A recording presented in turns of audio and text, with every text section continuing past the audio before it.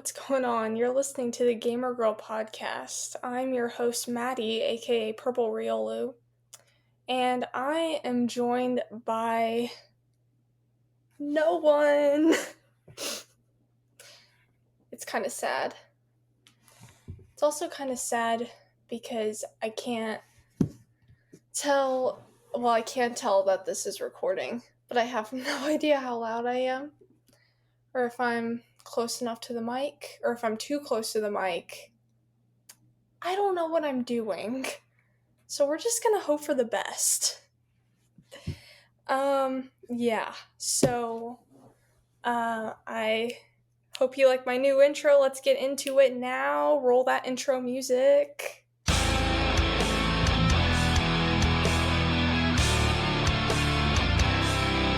Yeah.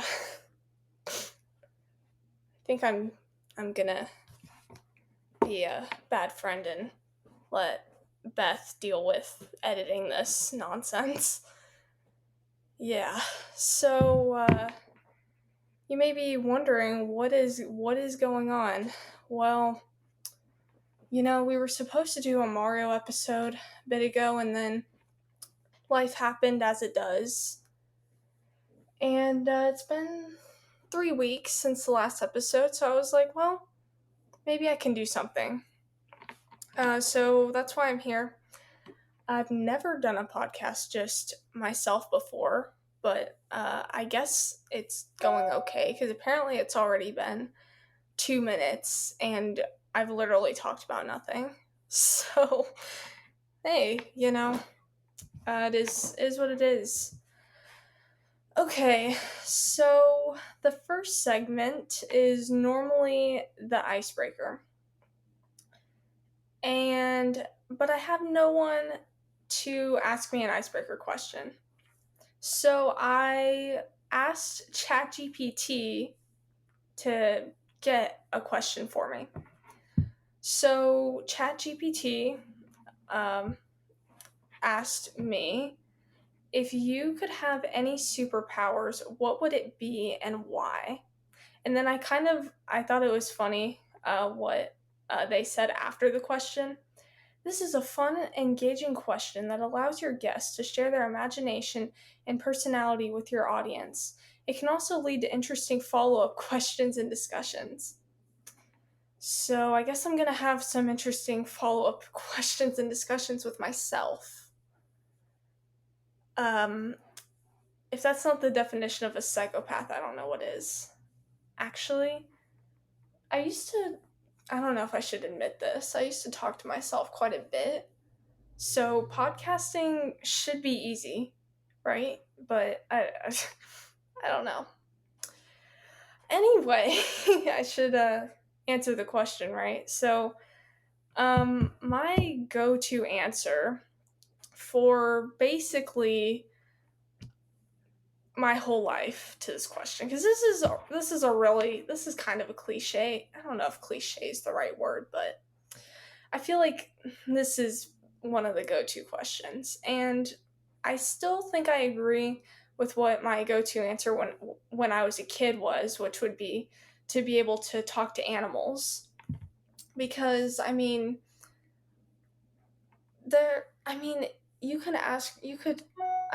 superpowers, the possibilities are endless, but I just think being able to talk to animals would be really cool.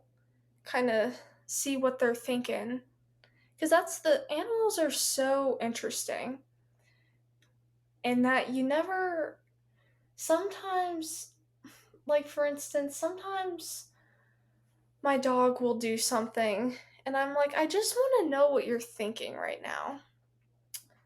I want to know why you're so intrigued by squirrels, So, that's still going to be my answer. Yeah. Also, if I could talk to animals, it would make wild animals a lot less dangerous. Think about going up to a lion and they're like being all defensive and whatever, and then you're just like, hey, chill, it's fine. I'm not gonna kill your family. So, yeah.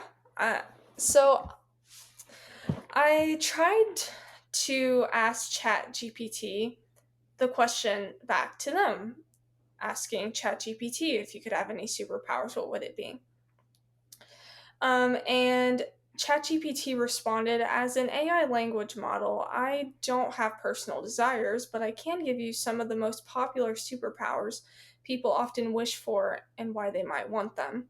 So these are it made a little list with an explanation, which I'm not going to read all of that because that would take a while and not really be that interesting in my opinion, but these are pretty common answers: flight, invisibility, super strength, teleportation, and time travel.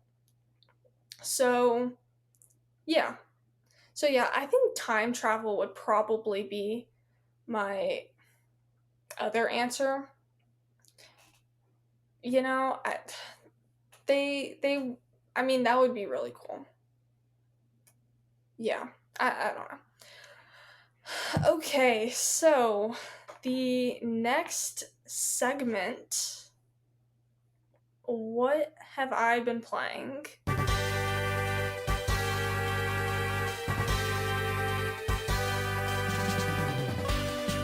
I was trying to think of where the intro music should go. I probably should have left a pause, but oh well, not my problem. Except it kind of is, because I'm the one doing this. Whatever, it's fine. Sorry to future Beth. Okay. So, I don't even remember how long ago it was. A couple weeks ago, I was on Off the Wall. So if you want to hear a lot of the games I've been playing between the last episode and this episode, I don't know why I just knocked on my desk. Anyway, if you want to hear that, then go check out that episode. Just go check out that episode in general because it was great.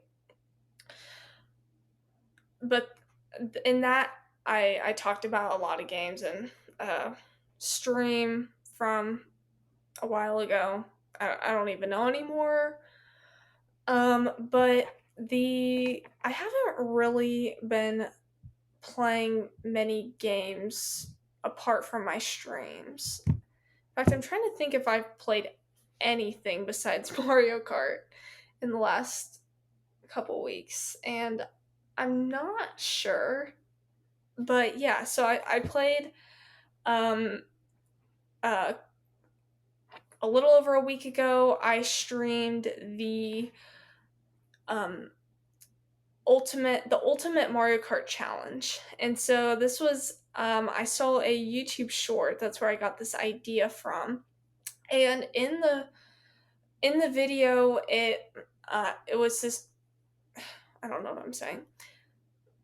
In the video was it a challenge. I don't know if this person came up with it or not. I linked the video in the description of that stream if you want to see what I'm talking about.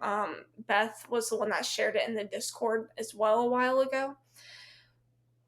So the challenge is that you have to try to you do 12 races and you're trying to get each place. So the first race, obviously, you want to get first, like you normally would. And then you move on to try to get second place, and then third place, and then fourth place. And if you lose, then you have to start over. So you have to get 12 in a row. So I tried that in that stream. Extremely challenging. I did not make it far at all. So, but you know, when you're bad at a challenge, you know, the only real good way to make yourself better is to make the stakes higher for losing. Put that pressure on. So, I don't know how many days ago. It's been like 3 days ago as of recording. I don't know when this is going out. Um, I did the extra Ultimate Mario Kart Challenge, and in that, it was the exact same premise, except if I lost, I had to buy something. So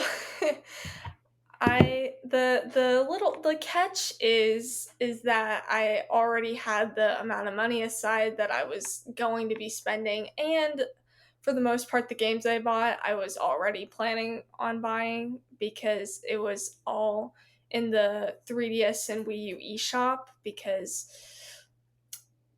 the shops are closing. I forgot to mention what we would be talking about on this episode at the beginning of the intro. But you probably read the title, so I think it's okay. Uh, if not, you're just like blindly listening to me ramble, and I appreciate you for that. But yeah, so I bought a lot of games. Um, and just in a little bit, we'll be talking about that. So yeah, but back to Mario Kart. The new wave recently came out.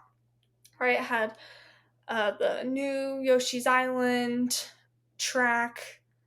Definitely the most exciting thing there, in my opinion. And DK Summit was great. Waluigi Stadium, and the rest.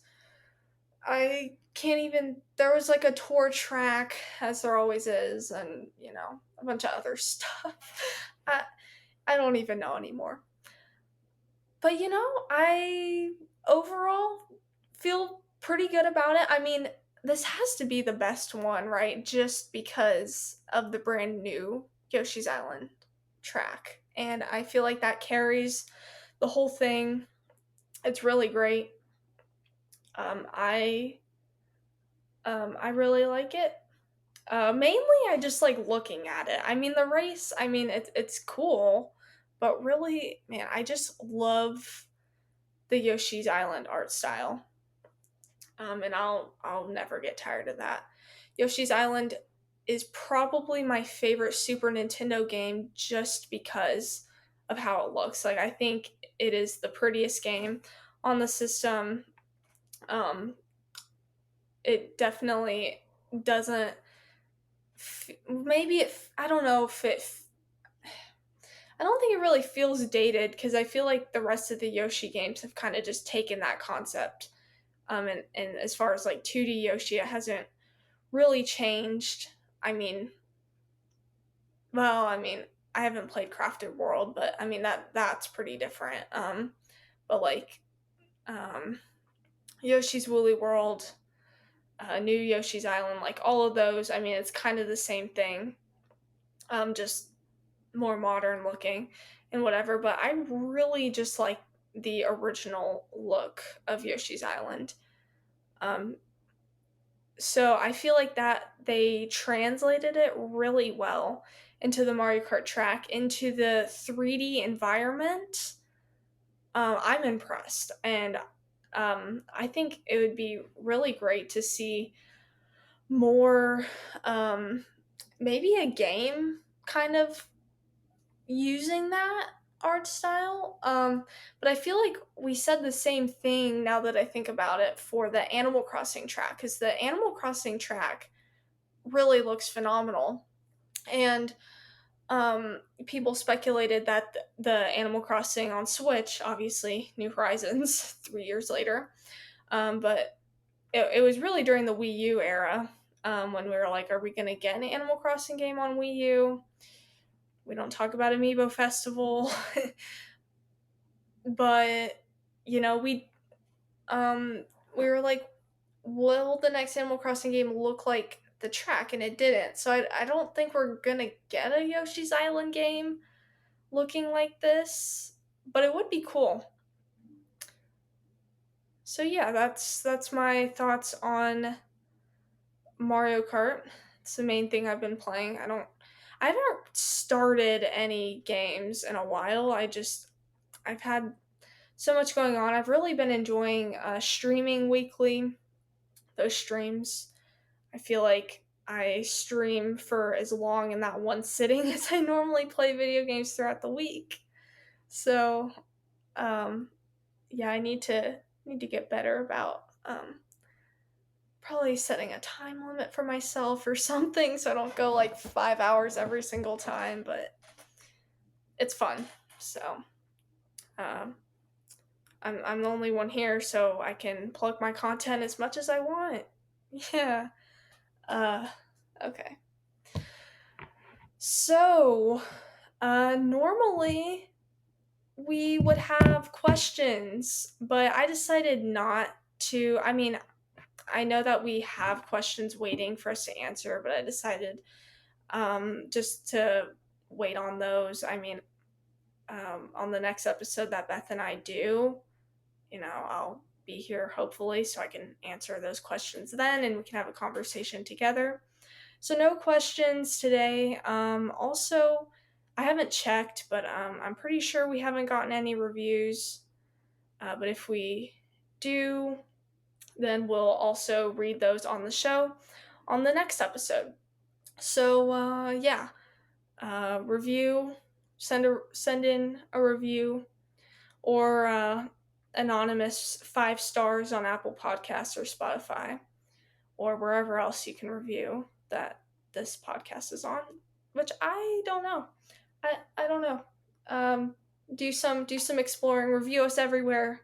Give us multiple reviews if it's what it takes. We'll be here and read them, make them ridiculous, or a review that we really need Beth back so that I don't have to ramble into a microphone like this forever. It's already almost been 17 minutes. I am good at talking to myself. Okay, high five for me, okay? I thought this would be super awkward. This is super awkward. Okay, what am I saying? Well, actually, you shouldn't review that you don't want me back, because guess what? I came up with a new segment so unique. Cue that new segment music.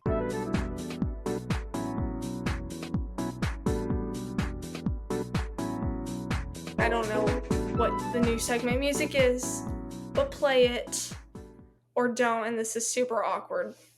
Okay, I foreshadowed it before. What have I been buying? Yes, that's right, new segment. What have I been buying? Because in like the 3 hours that I streamed, I bought so many games. It's kind of ridiculous, and I would have bought more, but my budget was $60. Thank goodness that you were only allowed to put in eShop cards and not the credit card, because that could have gotten uncontrollable. I do not have $23,000 or whatever it took. The completionist, I believe, made a video buying literally every single game. Absolutely insane. But it went towards conservation efforts, so that's cool. But I can't even imagine the effort and hassle. Even after watching the video, I'm like, that was just totally insane. But yeah, so let's talk about what I bought. So top of my priority list, I was already planning on getting the Ace Attorney games on the Switch is originally what my plan was. But then I saw these $30 games were on sale for $2.99 because they're taking advantage of all of us crazy people panic buying games before they're digitally gone forever. So I got the Ace Attorney trilogy, which I've never played any. Well, that's not completely true. On a console, I've never played any of the Ace Attorney games. I don't know if they're still available on mobile, but the trilogy at one point was on mobile because I remember getting it. I don't know. I think it costs money. Um, or maybe you could play some of the game and then you had to pay. I don't remember, but I don't remember playing very much of it, so I don't really count that. I have seen Ace Attorney enough to know the concept of the game and stuff. It looks really funny. And so I got the Ace Attorney trilogy and Apollo Justice Ace Attorney. So the trilogy is available on the Switch. I don't know about Apollo Justice, but be on the lookout because, when does the eShop close? I think it'll still barely be open when this episode drops, hopefully, because that's one of the main topics of this episode. But yeah, so Ace Attorney Spirited Justice and Ace Attorney Dual Destinies are both 3DS exclusives. All of these I got for $2.99. They're on sale. I would say definitely the 3DS exclusives. If you want to play them, I would say get them if you have a 3DS, because who knows if they're coming back. I mean, hopefully they do. Hopefully they come to Switch, but you never know. And Nintendo, actually, these aren't even owned by Nintendo, so I can't blame Nintendo for this. But these kind of things are just unpredictable. So that's Ace Attorney games. All right, I consulted Discord and various podcasts I listened to, especially All In and the Nintendo Drive, have been extensively talking about games to get before the eShop closes. So I got some that looked interesting to me. The first one, I'm really excited to play this. I haven't played any of these yet, by the way, because I don't know. Actually, I don't think I've played any games since the stream, so that's why. But anyway, I got Pocket Card Jockey. This game looks hilarious. I am going to be talking about these probably on the next episode of the podcast once I get a chance to play them, so stay tuned for that. But I have looked at these games and stuff, so I kind of generally know the idea of them.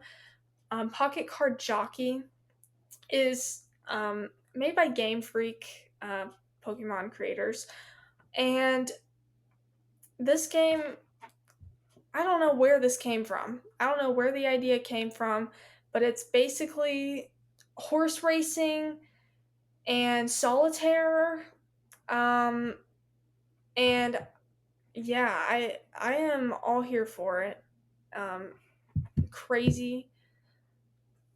So so on the bottom screen you're playing with the cards, and then on the top is the horse racing.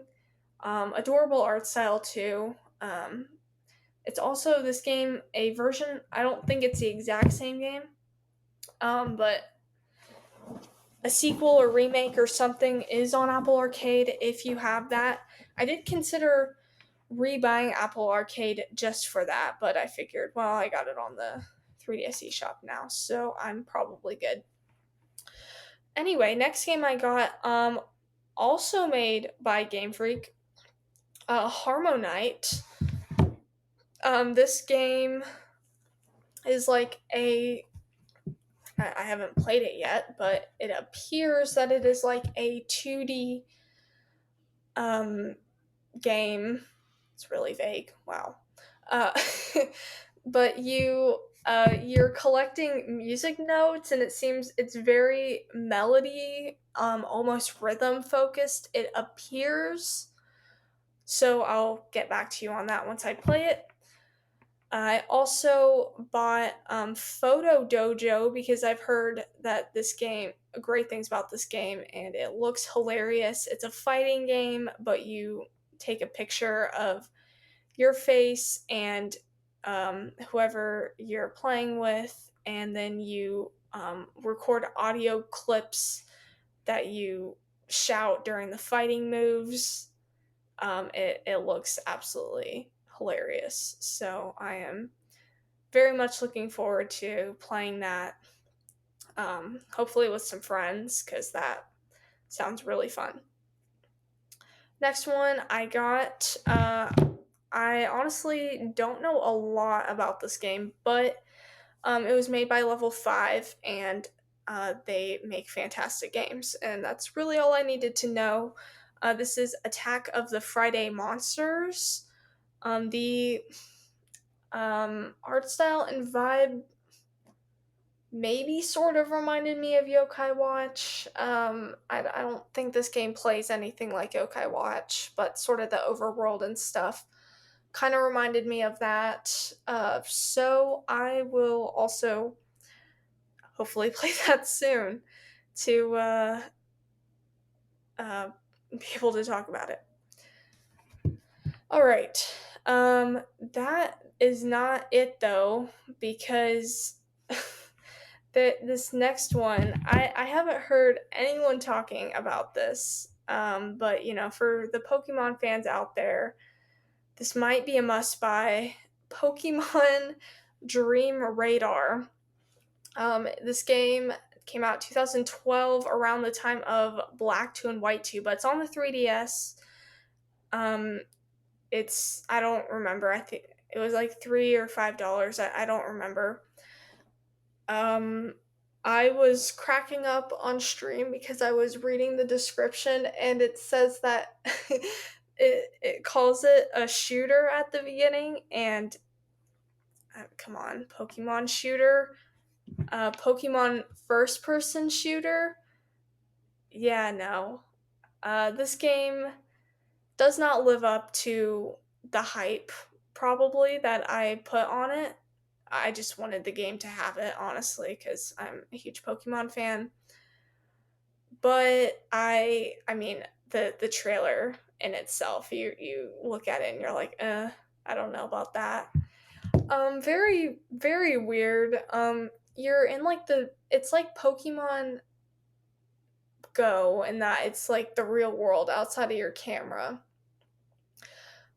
But really, you're shooting clouds because you're in the dream world, and then those clouds can turn into Pokemon, and then you mash A to capture the Pokemon, and then through, I believe, I haven't tried it, but I think through Pokemon Bank into Black 2 and White 2, I believe that's how you can transfer the Pokemon into the game.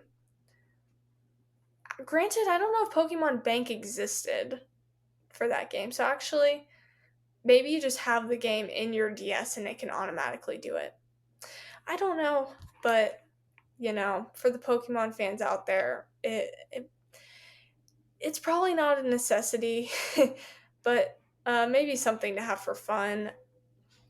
So yeah, but there is another game. I'm telling you, I bought a lot of games. Actually, I'm gonna save this one for last because that's how incredible it is.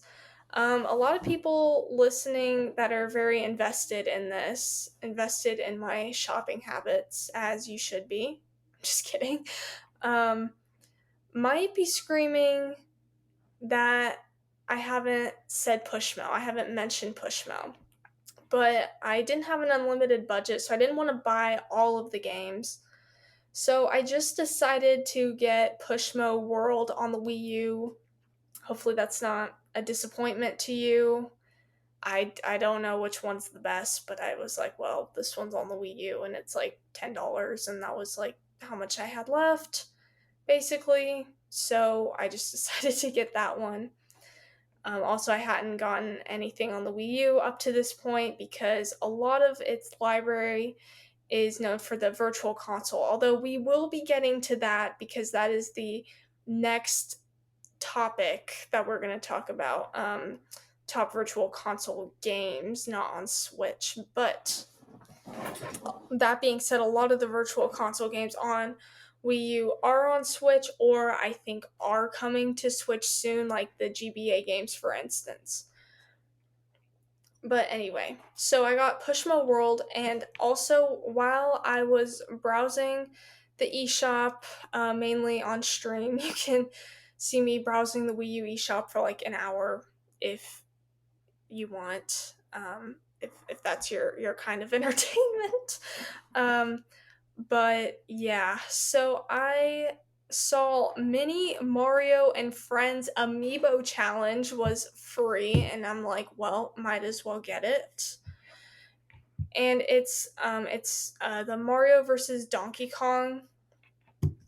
It's that type of game. If you've played there was a GBA one, and also the one I personally played. I think there were two on the DS actually. I was a big fan of one of them that I had. So I saw this. I don't recall even knowing that this Mini Mario and Friends Amiibo Challenge game existed at the time that it came out. I don't recall getting this. I didn't have it on my Wii U. But I mean, basically, you're kind of locked out of the game if you don't have an amiibo. So, they did a lot of interesting things during the amiibo era, the desperate Wii U amiibo era, definitely had some interesting things happening, and this was one of them. I played a couple levels just out of curiosity, and basically, depending on the amiibo that you have, your character can do different things. So my guess is the game probably becomes very challenging very quickly if you don't have a variety of amiibo to test out on the different levels. But yeah, it's just a little game. I would see, if there's any demos or free games you want on the 3DS or Wii U. I mean, doesn't hurt to look and download demos. I mean, demos on the 3DS at least often, or maybe they all did this. You could only play them like 25 or 30 times. So that would be a problem. But hey, it doesn't hurt to look. So you might have recalled me saying one game I would save for as the best for last. Yes, I had only a few cents left. I feel like I calculated this down pretty darn well, and I saw this one game on the 3DS eShop for 8 cents called Soccer Shootout. It's 8 cents. I don't even know if it's worth 8 cents. That's really mean. Man, there is really nothing to this game. You are a little blob. Really, you look like a medicine pill that is tan. And you just drag across the screen and you kick a ball, and then there's a goalie and you kick it past them. And that's the whole game. I don't know why this exists, but it's there. So if you have 8 cents to spare, I guess, go ahead and get Soccer Shootout. Yeah.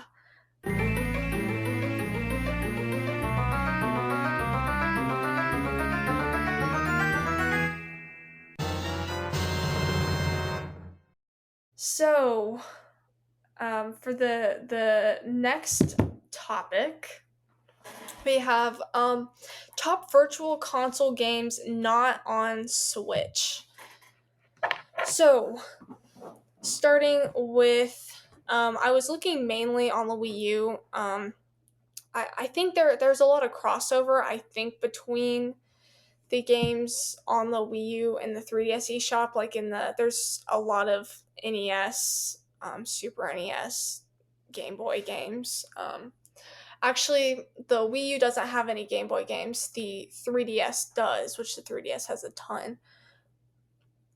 But as far as the Wii U and 3DS, they both had a bunch of NES games. A lot of these are on NSO, and then there are a few that aren't, that I personally was not familiar with. I am not the most familiar with the NES library. I have not played a lot of NES, but as far as what stood out to me, Duck Hunt, I was actually very shocked when I realized that Duck Hunt is not on the Nintendo Switch Online NES app. I don't know why, but I scrolled through it on there. I was like, that is so weird. I don't see it. I Googled, is it there? No, it's not. But it's on the Wii U. So if you want a way to be able to play Duck Hunt that isn't on the original NES or emulated, granted, I don't really know how that game would work emulated. I've never actually played Duck Hunt before, which is kind of sad. I would like to someday. It did not occur to me when I was doing my shopping though, so maybe you can not make the same mistakes that I did. But Duck Hunt. What's really cool about the Wii U one actually is that it has functionality with the Wii Remote, which I just think is super awesome. So you can point the Wii Remote at the screen instead of what originally would have been the in zap. So yeah, so you can use the Wii Remote instead. So that's really cool, actually. This next one that stood out to me, this is a very popular arcade game. It's just personally my favorite arcade game, Galaga. You can get this on Switch in the Arcade Archives collection on the Switch, but if you just want to buy this game individually, you're going to have to do that on the Wii U, possibly the 3DS as well. I don't know. It's probably there. Because, like I said, I'm pretty sure there's a lot of overlap between the two. But Galaga is a personal favorite of mine. Really, really addicting gameplay. So there was a place that I used to go all the time when I was a really young kid, and they had an arcade machine that it could play Pac-Man and Galaga. And so that's where I first learned about Galaga. And I just was hooked on it. So, for me, kind of not living in the arcade generation, and still, Pac-Man's great too. Tetris is great. The classics, they still live up. They're approved by me. But I'm gonna stop talking about Galaga. I don't know what I'm doing. Okay, so those are my personal top picks for the NES. I know, very, very interesting. But this next one, I am so mad that it didn't occur to me to look in the Super Nintendo library while I was shopping. I just assumed everything is on NSO. I don't even play the NSO games that much. So what's the point in me buying them here? Well, there was a point because Super Mario RPG on the Super Nintendo is currently the only way to actually, that's not true. If you have a Super Nintendo Classic, I'm pretty sure it's on those, but I don't. So I'm doomed, and I would really like if you weren't doomed, so don't make my mistakes, and buy Super Mario RPG. I've never played it, but I've heard it's really good. It looks really cool, and it's such an interesting. There's probably never going to be a game quite like it ever again. It's a super interesting piece of history. So, get it while you have a chance to play it, if you have a Wii U. Which I am curious the statistical odds of people listening to this that also have a Wii U. that would be interesting. But it doesn't matter. Because next, looking at the Wii U, these are not as big of a deal because you can get, I'm talking about the DS and Wii, you can get all of these games physical still. Now, some of them are really challenging to come by, but it is possible, and they will not be gone forever in a week, obviously, because the physical copies still exist. I mean, technically, the physical copies of the games I mentioned before still exist, but you would also need an NES or Super NES, and, that's all very challenging to get if you don't have it and it working and the right TV, and it's a whole thing.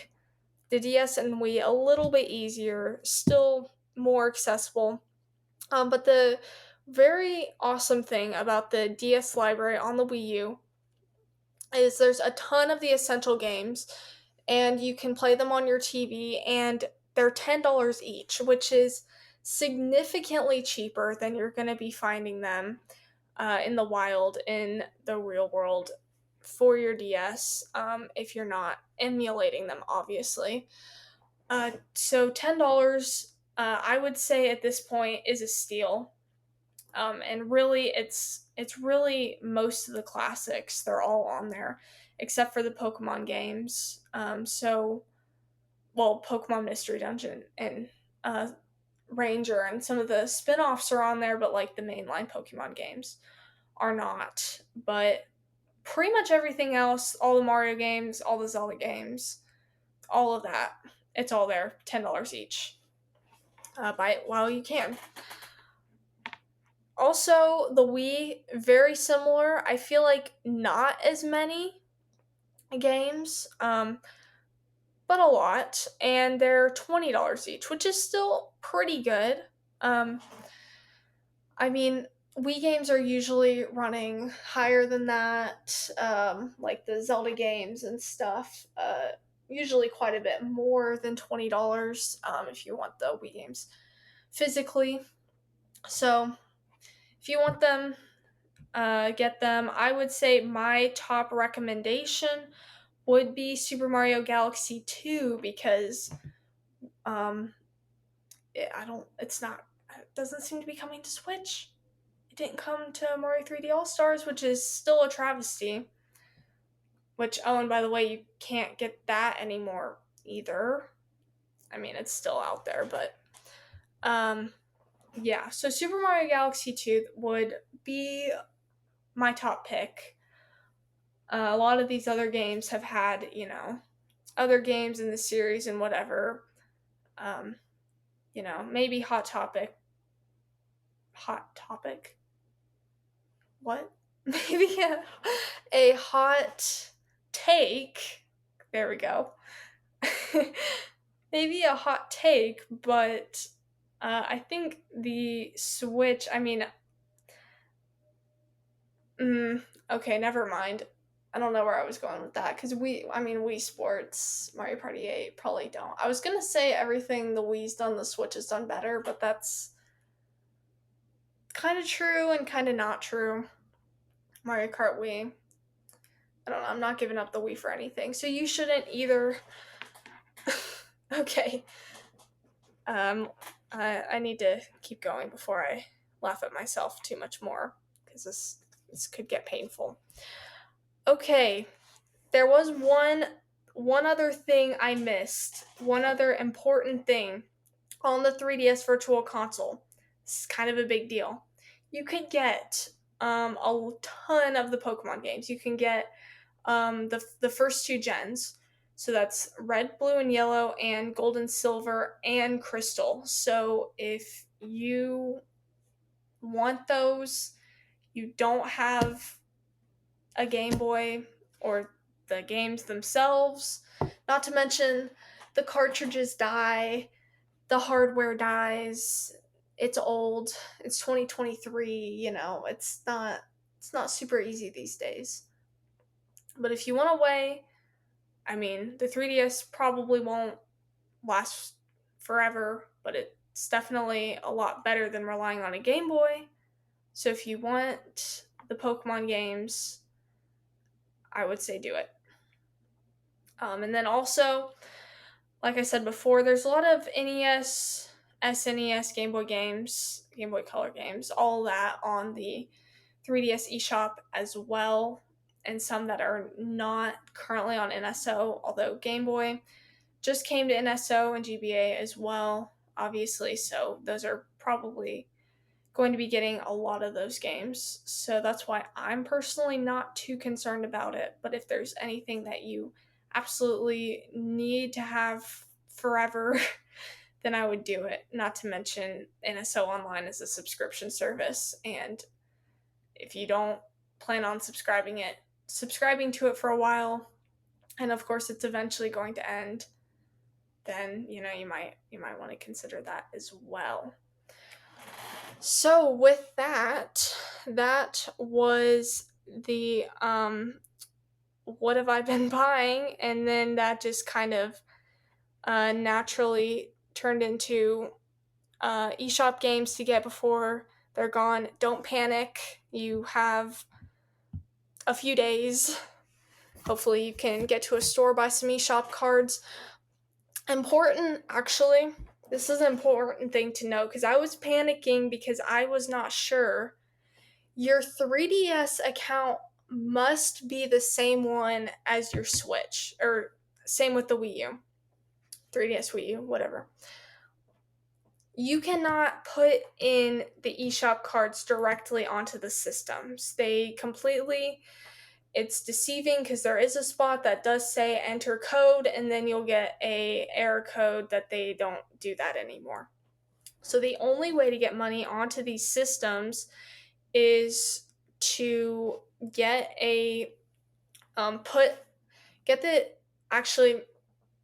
think you could just load money with your credit card as well.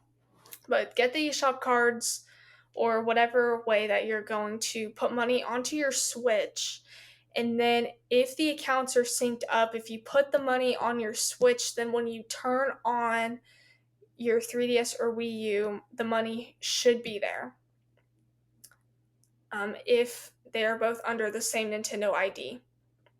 And if they're not, then you're gonna need your Switch to be under the same Nintendo ID to be able to purchase games on the system. It's a little strange. I don't really understand why they did that, why they didn't just keep it the way it was up until the day the eShop closed, but I have no idea how that stuff works. So that's really important because that's the only way you're going to be able to get money on there to buy games. All right. So that was that.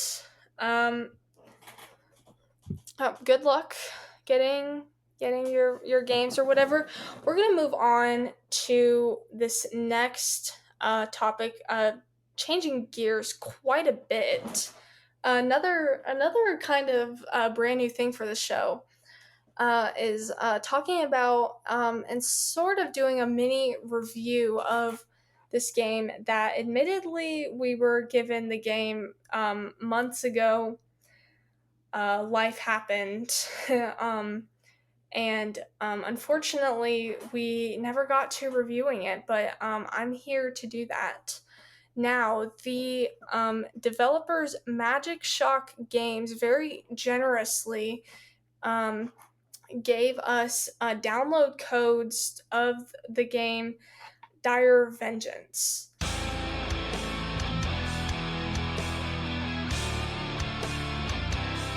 So, that's what I'm gonna talk about. I talk about it on here.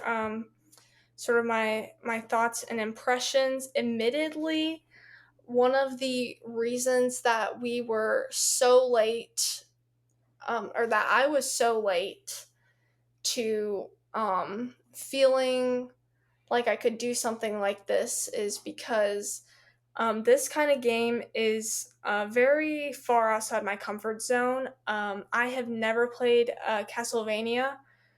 I don't play Metroidvanias. Just not really. I'll be honest, not really my kind of game. However, that doesn't mean that it's not a good game because it is a really good game. And if you are a fan of Castlevania, I think that you're gonna love this. So I'm gonna talk about. First, I'm going to read the overview on their website about Dire Vengeance. So this is what it says.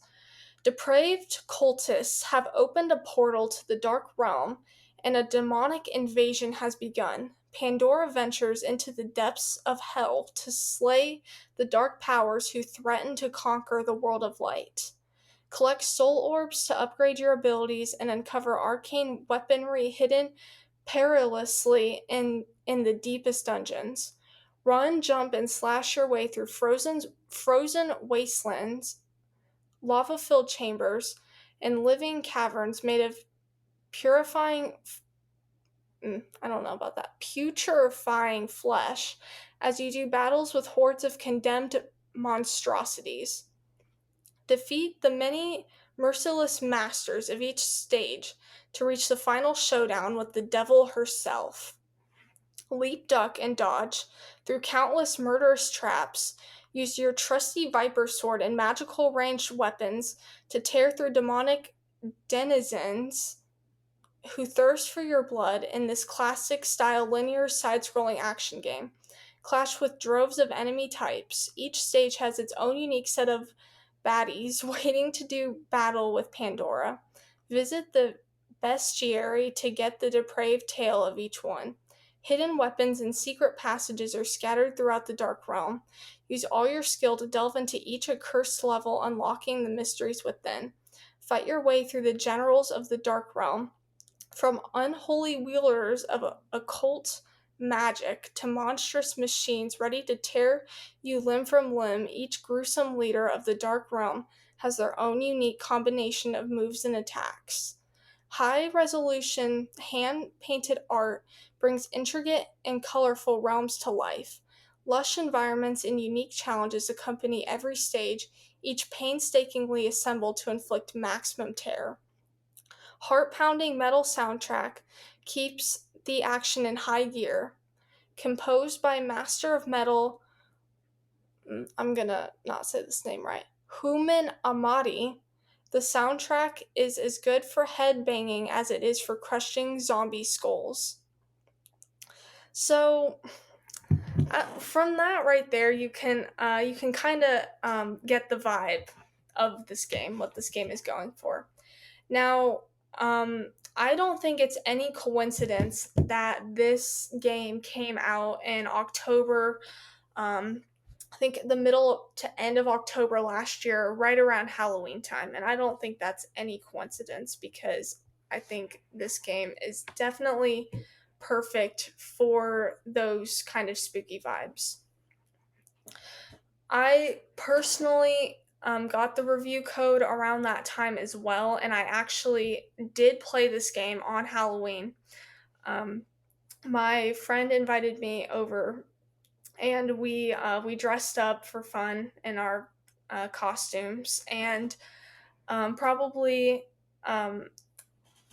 my best time with this game was we were dressed up. It was Halloween night.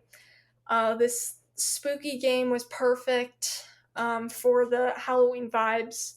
However, neither of us had played Castlevania or really anything like this before. We usually play, Animal Crossing, Mario Party, stuff like that. So this is quite not like anything we had done before, but we were just getting absolutely destroyed. We would try, and then we would die, and then we would pass the controller back and forth, just getting totally demolished. But it was a fun time. I will say, I did not beat this game.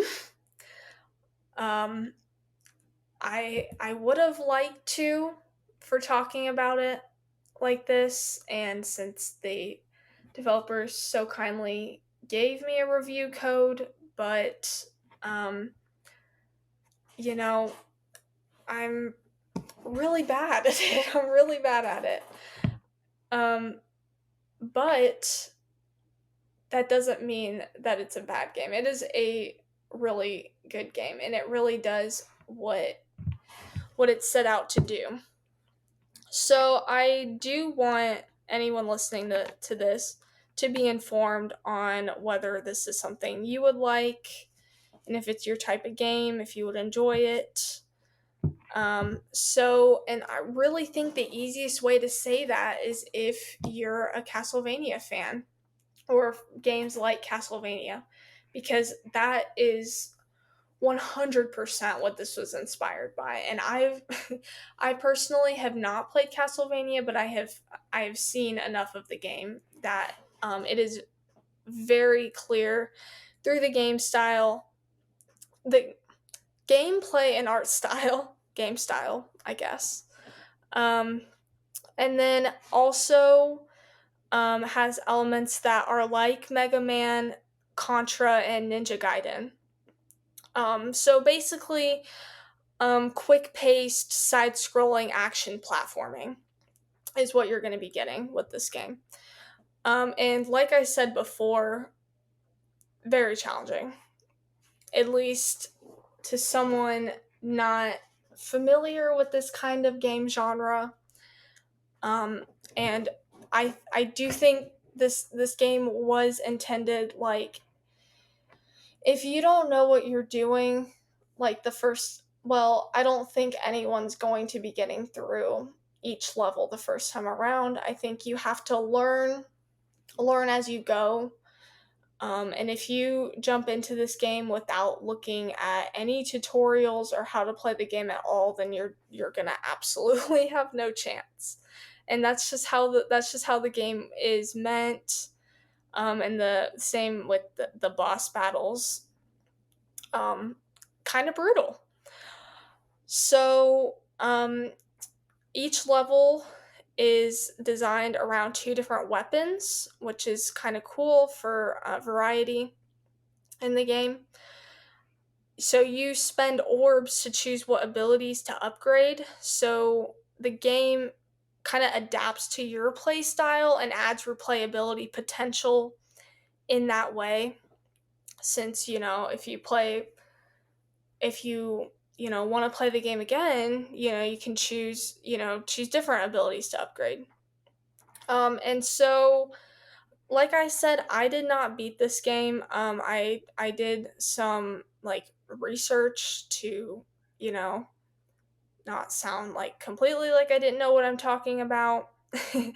And, it's not a super long game. I don't think. But there are lots of secret paths to discover, which is very cool. And like I kind of mentioned before, there is an optional tutorial. Or you can jump in cold and figure it out. I don't think you're going to have a chance in the world if you do that. But it is nice that they don't shove the tutorial in your face, but I do think you're going to need that. And then you can also go back and reference it if you get stuck.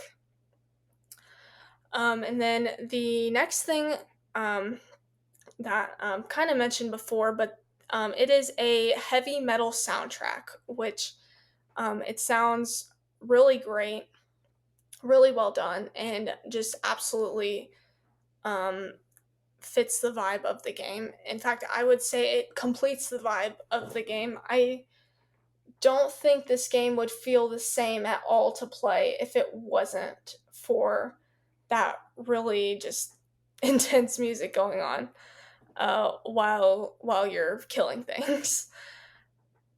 So it definitely adds to the intensity. And then the last thing I would say that this game, it looks great. It's a gothic retro hand-drawn art style, and it just looks fantastic. Fantastic. Totally accomplishes what it's trying to do. So I feel like those are the two things that kind of complete the game for me, is the way the game looks, its vibe, and the heavy metal soundtrack together is just perfectly achieving what it's trying to be. And so even though I wouldn't say this is the kind of game I would normally play, I would say that the little bit that I did was enjoyable because of that. If if the music had been kind of not as epic, and the art style was just mediocre, this game, I don't think this game would have a chance. But that totally complete. Well, that sounds bad. It what am I trying to say? The vibe of the game just wouldn't work without it, and I think it totally achieves what it's trying to do because of that. Now, with that being said, the platforming is great. The battling is great. And if this is your kind of game, I think you're gonna love it. And if it's not, I would just say look into it. I'm sure there's some first looks, some let's plays on YouTube. Look into it, see if it's for you. And if it is, I'm saying that I don't think you're going to be disappointed in the slightest. It's a very well done game, very well made. Yeah. So, with that, I hope that you enjoyed this episode. Hopefully, I didn't stumble over my words for an hour too badly. So, if you did enjoy it, then I would greatly appreciate if you considered subscribing or liking if this is on YouTube, which it should be. And if you didn't, then maybe consider listening to some prior episodes as well. So, yeah, you can find me personally on my YouTube channel, Purple Riolu. I stream weekly, as well as doing other random videos. You can find the Gamer Girl podcast on YouTube, like I said, Spotify, Apple, probably other podcast places. I was going to say obscure. That might offend some people, but I mean, obscure places too. Yeah. What else? Maybe consider joining the Discord. Have a small growing community. It's a fun time. As of recording this, I am planning on doing a Pokemon watch party on there, because stay tuned for the next episode of the show is going to be all about the Pokemon anime. So if you're a Pokemon fan, consider sticking around. Consider joining the Discord. We talk about all sorts of video game stuff and not video game stuff. And if you have any questions for the show, put it in the Discord. We usually have lengthy conversations over the questions. And also, if you have a question, feel free to ask in the comments section on Spotify. And like I said before, consider leaving us a review. Yeah. You can also, Beth isn't here, but I'll plug her stuff anyway. You can find Maddie Beth 6, I believe, uh, on YouTube and Twitch. So with that, I hope you have a great rest of your morning, afternoon, or evening. See you in the next one. Bye.